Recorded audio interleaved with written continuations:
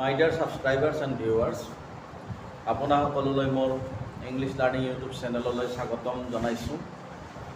আজি আমি আলোচনা কৰিম পাষ্ট টেন্সৰ 4 নম্বৰ ভাগ অৰ্থাৎ পাষ্ট পাৰফেক্ট কণ্টিনিউয়াছ টেন্স। ইতিমধ্যে আমি প্ৰেজেণ্ট টেন্সৰ পৰা আৰম্ভ কৰি প্ৰেজেণ্ট টেন্সৰ 4টা ভাগ আলোচনা কৰিছোঁ, লগতে পাষ্ট টেন্সৰো 3টা ভাগ সম্পূৰ্ণ কৰিছোঁ। এইবাৰ আমাৰ আলোচ্য বিষয় হ'ল পাষ্ট পাৰফেক্ট কণ্টিনিউয়াছ টেন্স। কিন্তু পাষ্ট পাৰফেক্ট কণ্টিনিউয়াছ টেন্স প্ৰকৃতাৰ্থত ইমান ব্যৱহাৰ হোৱা টেন্স নহয়। অৰ্থাৎ আমি যিমান কিতাপ পত্ৰ পঢ়োঁ বা আমি কেতিয়াবা লিখিলেও পাষ্ট পাৰফেক্ট কণ্টিনিউয়াছ টেন্সৰ আমি সিমান ব্যৱহাৰ নকৰোঁ। জাষ্ট আমি এই টেন্সটোৰ ষ্ট্ৰাকচাৰ আমি জানি থ'ম।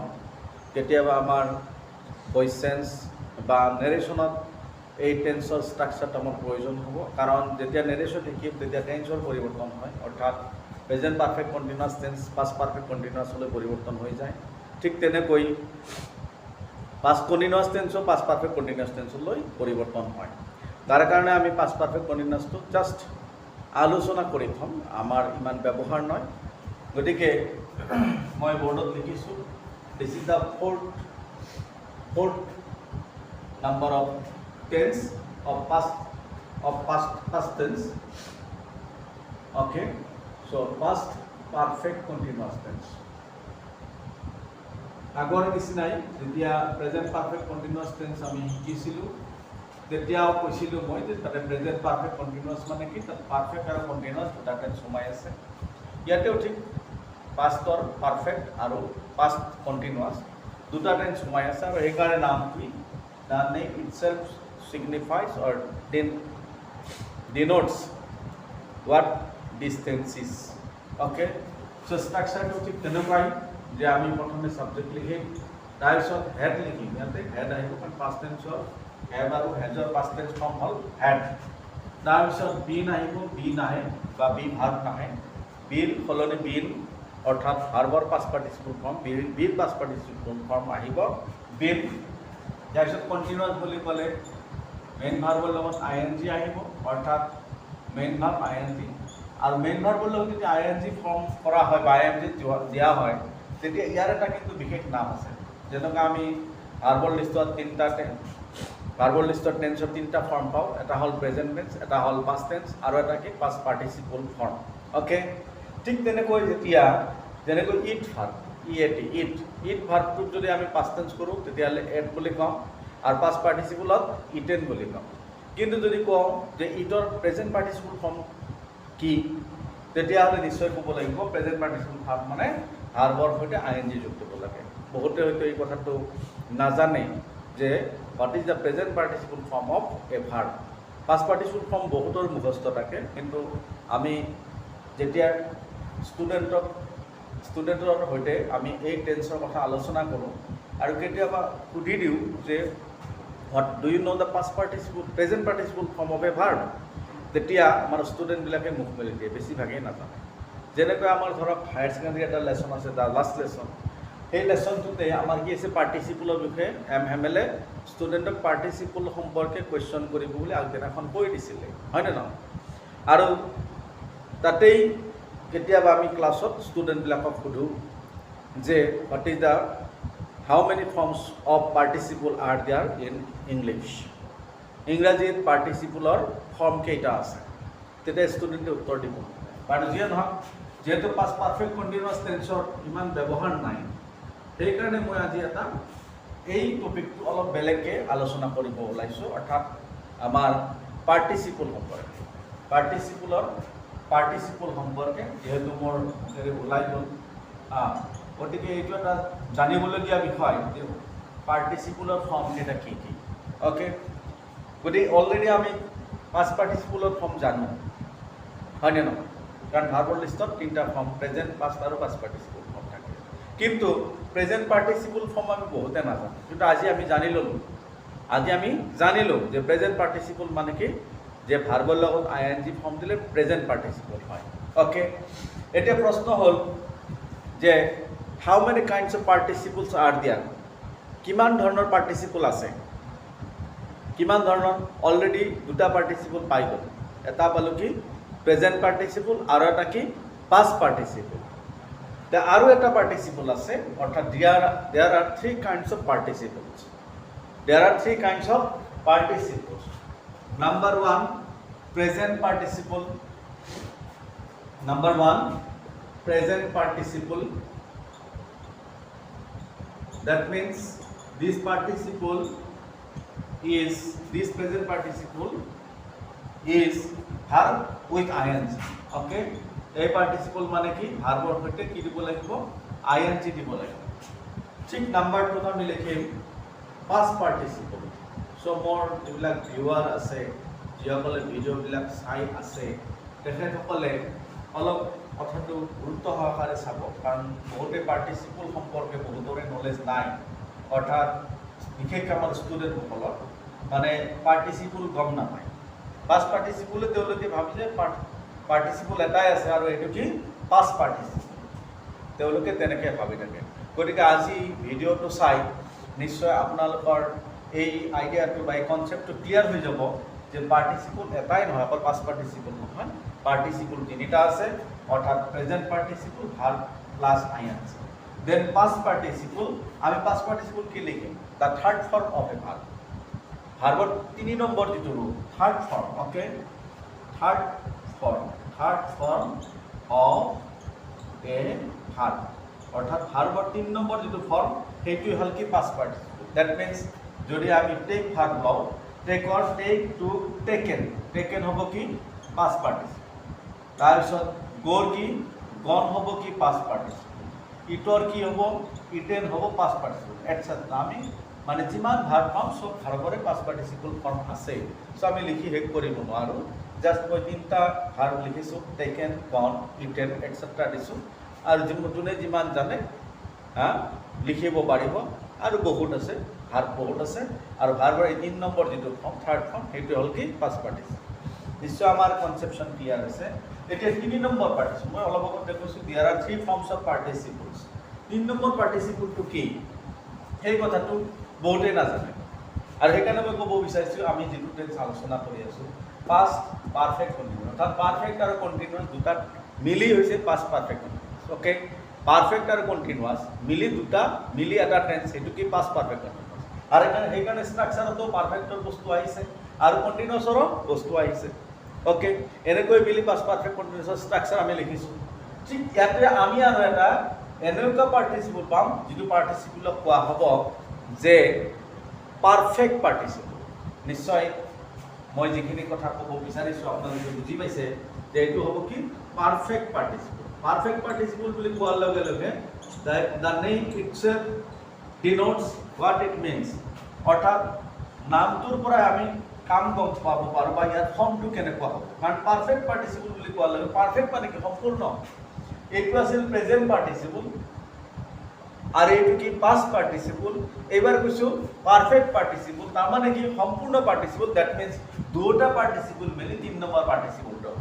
That is why it is called perfect participle that means সম্পূৰ্ণ পাৰ্টিচিপল সেইকাৰণে দেখিছোঁ এইটো পাৰ্টিচিপল মানে কি ভাৰ্বৰ লগত ing আহে হয়নে নহয় এইটো পাৰ্টিচিপল মানে কি ভাৰ্বৰ লগত ing আহে আৰু এইটো পাৰ্টিচিপল মানে কি ভাৰ্বৰ থাৰ্ড ফৰ্ম এইবাৰ দুটা পাৰ্টিচিপল মিলি যিটো পাৰ্টিচিপল গঠন হ'ব সেইটো হ'ব পাৰফেক্ট পাৰ্টিচিপল আৰু এনেকুৱা পাৰ্টিচিপলত আমি সাধাৰণতে কি লিখোঁ হেভ ভাৰ্ব লিখোঁ আৰু হেভৰ লগত ing লিখোঁ অৰ্থাৎ আমি এনেকৈ লিখোঁ হেভিং তাৰপিছত কি পাষ্ট পাৰ্টিচিপলৰ ফৰ্ম আহিব যে হেভিং গন হেভিং ডান অ'কে অৰ্থাৎ হেভৰ লগত ing দিওঁ আৰু তাৰপিছত কি লিখোঁ যিটো ভাৰ্ব থাকিব মেইন ভাৰ্ব থাকিব তাৰ পাষ্ট পাৰ্টিচিপল ফৰ্ম লিখোঁ so' in this way this participle is form this third number participle is formed in this way that means present participle plus past participle দুটা লগ লাগি হয় কি আমাৰ পাৰফেক্ট পাৰ্টিসিপল আৰ এনেকা perfect পাৰ্টিসিপলৰ use কিন্তু আমি সেন্টেন্সত কৰো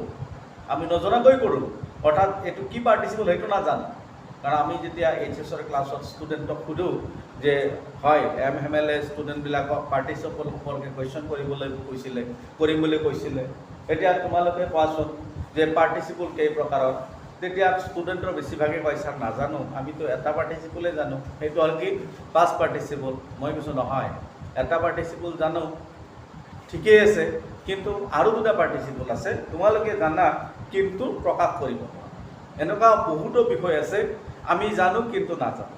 what we no' we don't, অৰ্থাৎ আমি যি জানো সেইটো নাজানো। বেলেগে কোৱাৰ লগে লগে এইটো দেখোন মই জানো, হয় এইটো ছাৰ আগৰ পৰাই জানিছিলোঁ, কিন্তু এই বস্তুটো এইটো নাজানো। এনেকুৱা ধৰণৰ কথা এটা আমি সকলোৱেই জানো, হয়নে নহয়? অৰ্থাৎ আমি যিটো জানো সেইটো আমি নাজানো। কিন্তু এই ফৰ্মবিলাক জানো ভাৰ্বৰ লগত আইন দি দিব পাৰি। ইয়াৰ এটা নাম আছে প্ৰেজেণ্ট পাৰ্টিচিপল, ভাৰ্বৰ থাৰ্ড ফৰ্ম পাষ্ট পাৰ্টিচিপল। আৰু কেতিয়াবা আমি এনেকুৱা ট্ৰেন্সলেশ্যন কৰিছোঁ, আমাৰ ষ্টুডেণ্টবিলাকে শুদ্ধকৈ লিখে যে কি সূৰ্য অস্ত গলত আমি ঘৰ পালোঁ। চেণ্টেন্সটো মই অসমীয়াত কৈছোঁ, অলপ এনালাইচিছ কৰিলে বা ৰিচাৰ্চ কৰিলে আমি গম পাম আমি কিদৰে আমি ইংলিছত লিখিব লাগিব। সূৰ্য অস্ত গলত আমি ঘৰ পালোঁ, ডেট মিনছ সূৰ্য অস্ত যোৱাৰ পিছত আমি ঘৰ পালোঁ। এই চেণ্টেন্সটো সূৰ্য অস্ত গলত আমি ঘৰ পালোঁ, এই চেণ্টেন্সটো যদি অসমীয়াত যিদৰে আছে মানে কি আমি যদি সেইদৰে লিখিব খোজোঁ তাৰমানে অসমীয়াত এইটো এটা সৰল বাক্য। আৰু ইংলিছতো ঠিক এইটোক যদি আমি চিম্পল চেণ্টেন্স হিচাপে লিখিব বিচাৰোঁ, অৰ্থাৎ সৰল বাক্য বা চিম্পল চেণ্টেন্স হিচাপে লিখিব বিচাৰোঁ, তেতিয়াহ'লে কিন্তু কি কৰিব লাগিব, ইয়াতে আমি পাৰফেক্ট পাৰ্টিচিপলৰ ব্যৱহাৰ কৰিব লাগিব। তাৰ বাহিৰে কোনো উপায় নাই। কাৰণ সূৰ্য অস্ত গলত আমি ঘৰ পালোঁ, এই চেণ্টেন্সটো যদি ঠিক এইদৰেই লিখিব বিচাৰোঁ তেতিয়াহ'লে কি পাষ্ট পাৰ্টিচিপল ব্যৱহাৰ কৰি লিখিব লাগিব। আৰু যদি ইয়াৰ অৰ্থ ঠিকে লিখি আমি যদি লিখিব বিচাৰোঁ যে সূৰ্য অস্ত যোৱাৰ পিছত আমি ঘৰ পাইছিলোঁ, এইটো শুদ্ধ, কিন্তু তেতিয়া এই চেণ্টেন্সটোৰ পেটাৰ্ণ বেলেগ হ'ব, কাৰণ এইটো তেতিয়া কি কমপ্লেক্স চেণ্টেন্স হৈ যাব। কিন্তু এইবাৰ এইটো কি চিম্পল চেণ্টেন্স, সূৰ্য অস্ত যোৱাৰ পিছত আমি ঘৰ পালোঁ লিখিব পাৰে ষ্টুডেণ্টে, কিন্তু সূৰ্য অস্ত গলত আমি ঘৰ পালোঁ এই চেণ্টেন্সটো কিন্তু লিখিবলৈ টান পায়।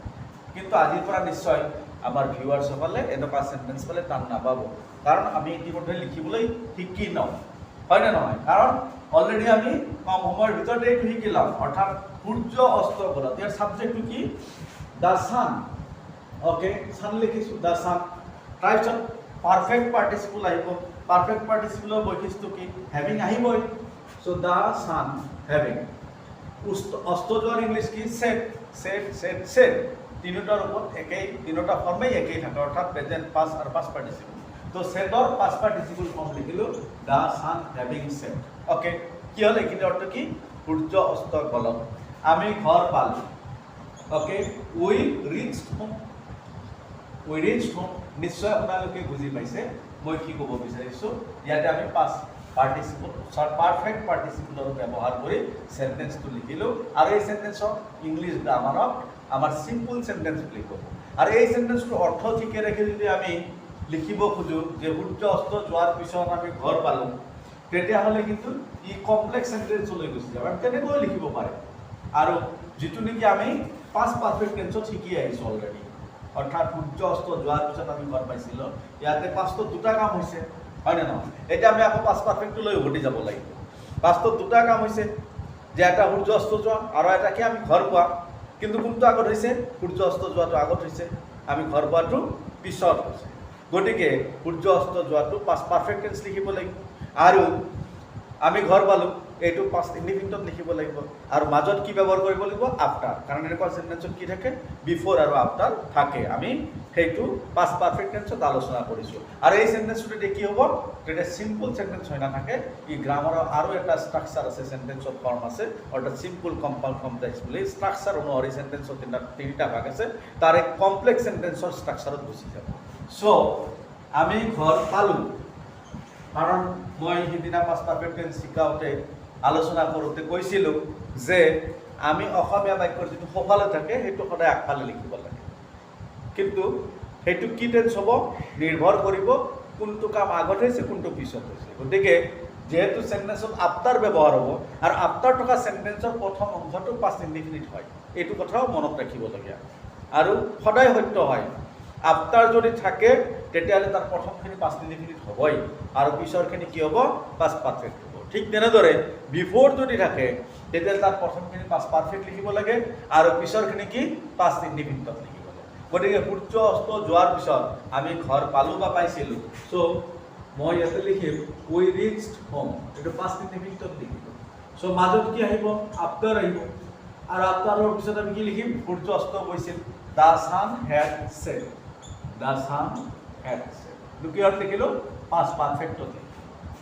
চ' এটা চেণ্টেন্সে আমি দুই ধৰণে লিখিব পাৰিম হয় না নহয় কিহৰ কাৰণে পাৰিলোঁ যে আমি সেন্টেন্স বুজি পাইছোঁ পাৰফেক্ট পাৰ্টিসিপল বুজি পাইছোঁ যাৰ কাৰণে সেইবিলাক আমি সেন্টেন্সত ইউজ কৰিব পাৰিছোঁ হয় না নহয় গতিকে নিশ্চয় মোৰ ভিউৱাৰ্ছ আপোনালোকে চাব যে এনেকুৱা এতিয়া আমাৰ যিকোনো সেন্টেন্স দি দিয়ক হয় নহয় যে আমি সব সেন্টেন্সেই এইদৰে পাৰফেক্ট পাৰ্টিসিপল ব্যৱহাৰ কৰি আমি কি কৰিব পাৰিম আমি নিশ্চয় ট্ৰান্সলেশ্যন কৰিব পাৰিম হয় না নহয় যেনেকৈ ধৰক খেল আৰম্ভ হলত আমি খেলপথাৰ গৈ পালোঁ খেল আৰম্ভ হলত আমি খেলপথাৰ গৈ পালোঁ দ্যাট মিন্স খেলা আৰম্ভ হোৱাৰ পিছত আমি খেলপথাৰ পালোঁ গতিকে এই সেন্টেন্সটো আকৌ ঠিক তেনেকৈ পাৰফেক্ট পাৰ্টিসিপল ইউজ কৰি আমি লিখিব পাৰিম the game having started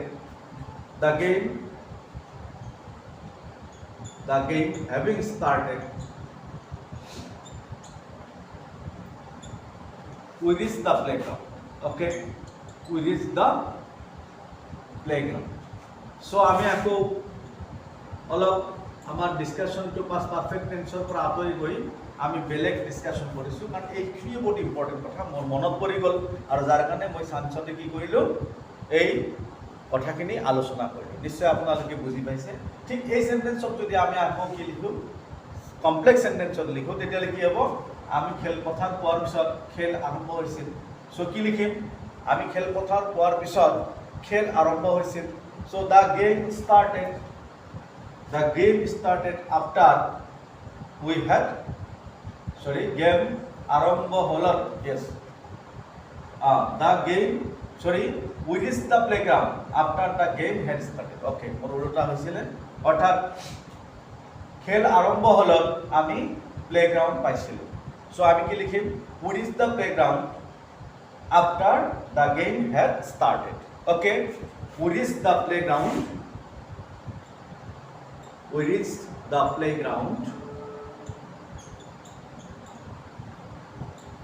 after the game had started